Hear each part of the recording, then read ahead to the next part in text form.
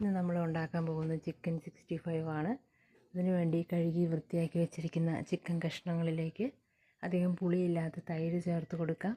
കാശ്മീരി മുളക് പൊടി, ചിക്കൻ മസാല, ഗരം മസാല, ലേശം കുരുമുളക് പൊടി എന്നിവ ചേർത്ത് കൊടുക്കാം. ഇഞ്ചി വെളുത്തുള്ളി പേസ്റ്റ്, ചെറിയ ജീരകം ചതച്ചത്, ലേശം മല്ലിപ്പൊടി, ആവശ്യത്തിന് ഉപ്പ്, കുറച്ച് കോൺഫ്ലവർ എന്നിവ ചേർത്ത് നന്നായിട്ട് മിക്സ് ചെയ്തെടുക്കാം. നന്നായിട്ട് മിക്സ് ചെയ്ത് ഏകദേശം ഒരു 15 മിനിറ്റോളം അടച്ചു വയ്ക്കാം.